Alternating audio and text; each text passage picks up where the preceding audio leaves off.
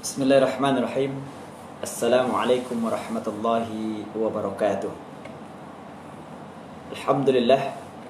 Alhamdulillahilladzi arsala rasulahu bil huda wa dinil haqq liyuzhirahu 'ala ad-din kulli wa kafa billahi shahida. Asyhadu an la ilaha illallah wahdahu la syarika lah wa asyhadu anna Muhammadan 'abduhu wa rasuluhu la nabiyya ba'dah.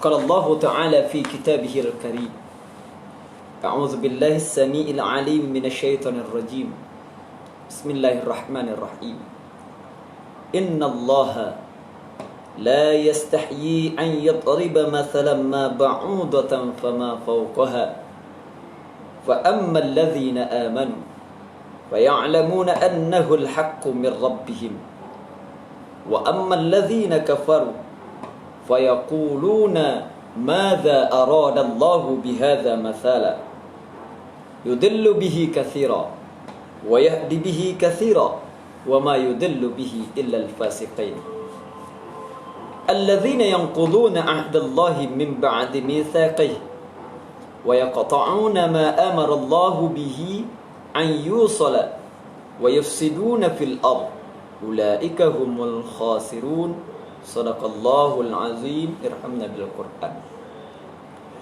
Kaum muslimin, kaum muslimat di mana saja berada, pertama tentu kita bersyukur kehadirat Allah Subhanahu wa taala. Alhamdulillahirabbil alamin, kita ucapkan kehadirat Allah karena segala sesuatu yang kita laksanakan, yang kita lakukan tidak terlepas daripada izin Allah taala. Dan kita sadari bahwasanya manusia kita adalah makhluk yang dhaif, makhluk yang lemah. Kalau tanpa campur tangan Allah dalam diri kita, maka kita tidak ada apa-apanya. La haula wala quwwata illa billahil aliyyil azim. Tiada daya, tiada upaya dan kekuatan melainkan izin dari Allah Subhanahu wa taala. Kemudian salawat dan salam sampaikan kepada baginda Rasulullah Muhammad sallallahu alaihi wasallam. Allahumma salli ala Muhammad wa ala ali Muhammad. Pendengar dirahmati Allah Subhanahu wa taala, pada sore hari ini kita akan bercerita tentang dua kelompok manusia, dua kriteria manusia, tipe manusia ketika Allah timpakan suatu ujian musibah. Maka sebagai landasan kita ambil dalam surat Al-Baqarah ayat yang ke-26. Allah Subhanahu wa taala berfirman, "Innallaha la yastahi." Sesungguhnya Allah Subhanahu wa taala tidak akan pernah segan, malu, an yadriba, bahwa ia akan mendatangkan, menciptakan mathalan, sebuah permisalahan, percontohan, ma ba'udatan, seperti atau sebesar nyamuk, fama fauqaha, atau barang, sesuatu hal, benda yang jauh lebih kecil daripada nyamuk. Maka berdasarkan itu akan terbagilah manusia itu atas dua kelompok, dua golongan dan dua kriteria. Kelompok yang pertama, fa ammal ladzina amanu fa ya'lamuna annahu al-haqqu min rabbihim. Maka adapun orang-orang yang beriman ketika menghadapi permisalan yang Allah berikan, percontohan yang Allah berikan, faya'lamuna annahu, maka mereka akan mengetahui annahul haq, bahwa sesungguhnya kebenaran itu min rabbihim, berasal dari Rabb mereka. Kelompok yang pertama. Kelompok yang kedua, wa ammal ladzina kafaru, dan adapun orang-orang kafir, fayaquluna, maka mereka akan berkata, Mada, apa maksud Allah? Aradallah, apa maksud Allah? Bihadza mathala, mendatangkan permisalan ini. Maka akibat dari itu yudhillu bihi katsira, akan ada kelompok yang disesatkan. Yang kedua, wa yahdi bihi katsira, dan ada kelompok yang akan diberi petunjuk. Maka kaum muslimin pendengar yang dirahmati Allah Subhanahu wa taala di mana saja berada, bencana yang melanda dunia hari ini seperti COVID-19, Corona ini, sebetulnya ini adalah merupakan permisalan Allah Subhanahu wa taala. Percontohan yang Allah berikan bahwasanya kita manusia tidak ada apa-apanya dibandingkan kekuasaan Allah. Hanya dengan virus yang kecil, yang tidak terlihat oleh mata kita, yang tidak bisa dideteksi penyebarannya, melumpuhkan segala aspek kehidupan manusia, tatanan kehidupan manusia, perekonomian manusia. Ternyata memang betul, Allahu Akbar, Allah itu maha besar, Allah itu maha kuasa, Allah itu maha di atas segala-galanya. Sehebat apapun manusianya, setinggi apapun ilmu manusianya, ketika Allah timpakan takdirnya, tidak satupun di antara manusia itu yang akan dapat menolak takdir Allah Subhanahu wa taala. Maka pendengar yang dirahmati Allah Subhanahu wa taala, maksud dari orang-orang yang beriman, maka mereka akan mengetahui bahwa kebenaran itu datangnya dari Rabb mereka. Ternyata kalau orang yang beriman menghadapi musibah yang Allah berikan, ujian yang Allah berikan, mereka kembalikan permasalahan itu kepada pemilik permasalahan, yaitu Allah Subhanahu wa taala. Maka tidak salah Allah sampaikan, ketika orang-orang yang beriman itu ditimpakan suatu musibah, mereka akan bersabar. Yaitu kata Allah Subhanahu wa taala, ya ayyuhalladzina amanu ista'inu bis-sabri was-shalah. Wahai orang-orang yang beriman, minta tolonglah kamu dengan sabar dan salat. Dan ketika orang yang sabar itu, dalam ayat lain Allah sampaikan, alladzina idza asabatuhum musibah qalu inna lillahi wa inna ilaihi raji'un. Maka orang yang beriman itu ketika ditimpakan suatu musibah, mereka akan bersabar karena mereka mengetahui, mereka mendalami, mereka memahami kalimat Allah, inna lillahi wa inna ilaihi raji'un. Sesungguhnya kami kepunyaan Allah dan kepadanya Allah kami dikembalikan. Maka dengan demikian faya'lamuna annahu al-haqq. Maka orang-orang beriman tadi mengetahui bahwa kebenaran itu, petunjuk itu datangnya dari Rabb mereka. Ternyata COVID-19 ini di antara efek-efek negatifnya, dampak-dampak negatifnya, tersembunyi dampak-dampak positif yang terkadang kita tidak mengetahui dan memahami hal tersebut. Seperti tatanan new normal sekarang ini, tatanan kehidupan yang baru. Sebetulnya tatanan kehidupan yang baru itu sudah diajarkan oleh baginda Rasulullah SAW 14 abad yang silam. Di antara tatanan kehidupan yang baru itu adalah menganjurkan kita untuk sering-sering cuci tangan. Dan ingatkah kita hadis Rasulullah SAW tentang mencuci tangan? Bukan saja ketika berwudu, tetapi juga ketika baru saja kita bangun tidur. Rasulullah SAW ajarkan kepada kita sebelum kita berbuat apa-apa, menyentuh apapun, maka apa kata Rasulullah? Maka cucilah tanganmu sebanyak 3 kali dalam bejana. Ternyata kaum muslimin pendengar yang dirahmati Allah Subhanahu wa taala, itu bukti bahwa suatu kebenaran yang akan disampaikan oleh Allah Subhanahu wa taala kepada orang-orang yang beriman. Makanya orang yang beriman mengatakan faya'lamuna annahu al-haqqu min rabbihim. Maka orang-orang yang beriman itu akan mengetahui bahwa kebenaran petunjuk itu akan datang dari sisi Allah Subhanahu wa taala. Begitupun dengan pola hidup bersih dan sehat. Bukankah Islam sudah mengajarkan bagaimana tata cara hidup bersih? Bagaimana tata cara hidup sehat? Jangankan perkara yang haram, jangankan perkara yang dilarang, perkara yang makruh saja diatur oleh baginda Rasulullah SAW. Itu hebatnya Islam. Jadi kalau boleh kita katakan new normal life itu, tatanan kehidupan yang baru itu sebenarnya adalah pola kehidupan kembali kepada pola kehidupan Islami. Begitu juga dengan interaksi, pergaulan yang memang sudah diatur dalam agama Islam. Bagaimana pergaulan antara yang mahram dengan yang bukan mahram dan lain sebagainya. Itu kelompok yang pertama. Maka di antara kelompok yang pertama tadi, bahwa ia akan mengetahui bahwa petunjuk itu akan datang dari Rabb mereka. Bagaimanapun susahnya, bagaimanapun sulitnya ujian yang Allah berikan. Kemudian yang kedua adalah kelompok orang-orang yang kafir. Orang-orang yang ingkar kepada ayat-ayat Allah Subhanahu wa taala. Fayaqulu, maka mereka mengatakan, madza aradallah? Apa maksud Allah?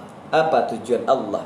Bihadza mathala, dengan mendatangkan permisalan ini. Kenapa mereka berkata demikian? Karena mereka tidak mengetahui bahwa sesungguhnya segala sesuatu yang terjadi dalam hidup manusia itu adalah kehendak Allah Subhanahu wa taala.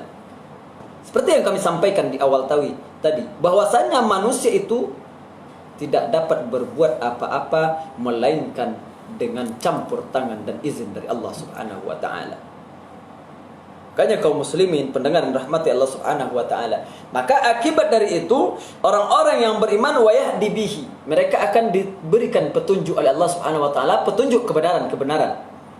Sedangkan orang-orang yang kafir, orang-orang yang disesatkan oleh Allah Subhanahu wa taala, di antara mereka itu wa ma yudillu bihi, ya, ini satu kategori yang Allah sampaikan, wa ma yudillu bihi illal fasiqin, dan tidaklah Allah sesatkan dengan permisalan tersebut melainkan orang-orang yang fasik. Pendengar yang dirahmati Allah Subhanahu wa taala, memang corona telah melumpuhkan seluruh aspek kehidupan manusia, tatanan kehidupan manusia, pola perekonomian manusia. Tetapi itu tidak terlepas dari takdir Allah Subhanahu wa taala. Belum kita terlahir ke atas dunia ini, Allah sudah tentukan takdir kita masing-masing di Lauhul Mahfuz. Maka inilah yang perlu kita kembalikan.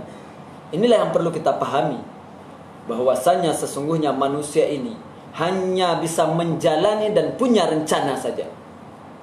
Dan keputusan yang terbaik berada di tangan Allah Subhanahu wa taala. Maka ketika itu kita pahami, maka tidak ada lagi berkeluh kesah dalam kehidupan ini. Tidak ada lagi berputus asa dalam kehidupan ini. Tidak ada lagi kata kecewa dalam kehidupan ini, karena semuanya sudah diatur Allah Subhanahu wa taala. Ternyata kaum muslimin pendengar yang dirahmati Allah Subhanahu wa taala, memang betul lah apa yang disampaikan oleh baginda Rasulullah sallallahu alaihi wasallam. Barang siapa yang mentaati Allah dan Rasulnya, maka Allah berikan kemudahan bagi mereka dari setiap apa yang mereka kerjakan, termasuk dari ujian-ujian Allah Subhanahu wa taala. Bukan itu saja, mungkin corona ini adalah ujian yang terkecil dalam hidup kita. Belum lagi kita menghadapi ujian Allah yang lainnya. Kalau tidak kita kembalikan segala ujian itu kepada Allah Subhanahu wa taala, lalu kepada siapa lagi kita akan pulangkan ujian itu? Kepada siapa lagi kita pulangkan musibah itu? Kepada siapa lagi kita mengadu kalau bukan kepada Allah Subhanahu wa taala? Maka orang beriman, ya, ketika ditimpa musibah, mereka akan kembali kepada Allah Subhanahu wa taala sesuai dengan doa mereka di dalam surat Al-Baqarah, iyyaka na'budu wa iyyaka nasta'in. Akan engkau kami menyembah dan hanya kepada engkau kami minta pertolongan. Nah, memang sebaik-baik penolong itu hanyalah Allah Subhanahu wa taala. Sebaik-baik pelindung itu hanya Allah Subhanahu wa taala.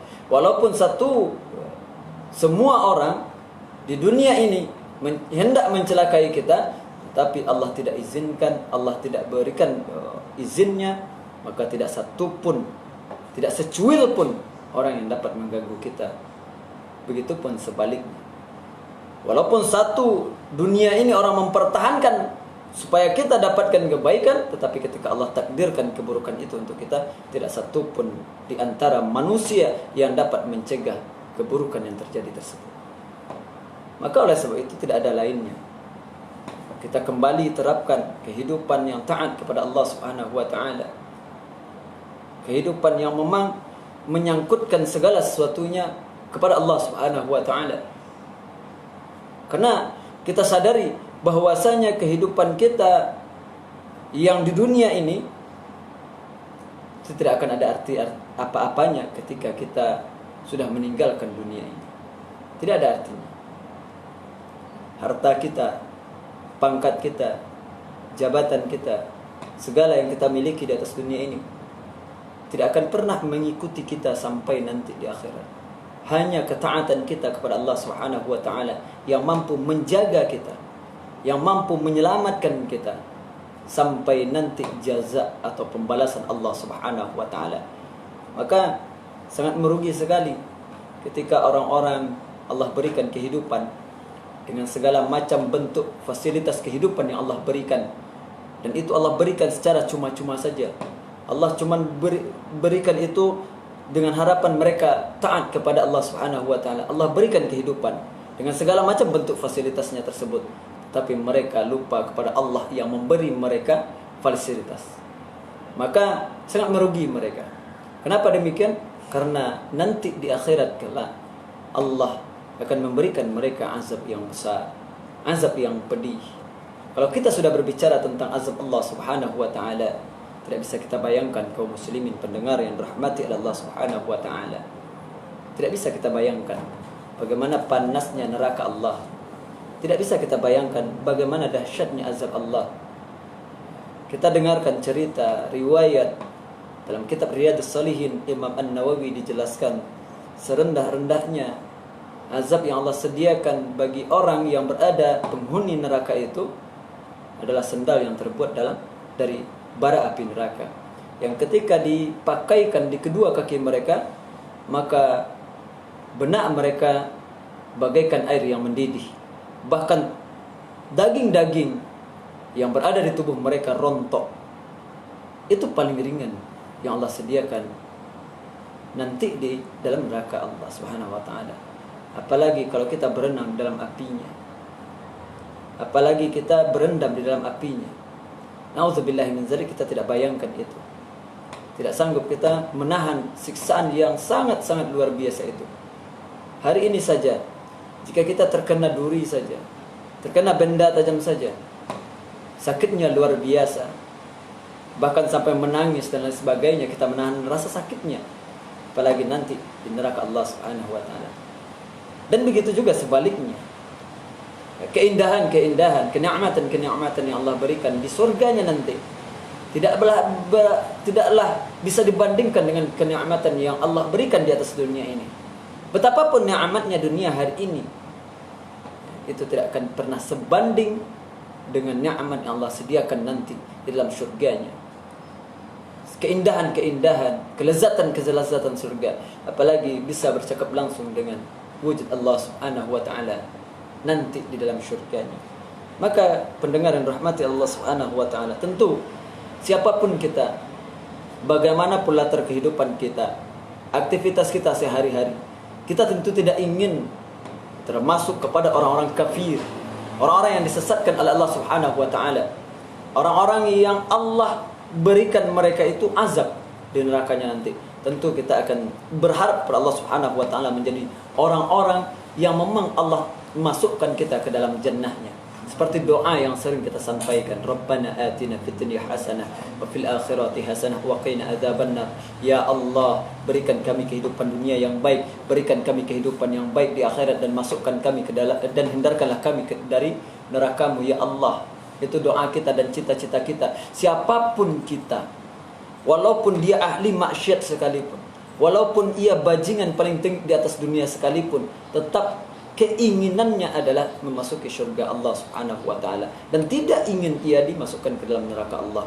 Tetapi sayang, terkadang kehendak keinginan tidak sejalan dengan apa yang ia laksanakan, tidak sejalan dengan tingkah laku yang ia lakukan, sehingga itulah yang membawa ia ke dalam neraka Allah Subhanahu wa taala.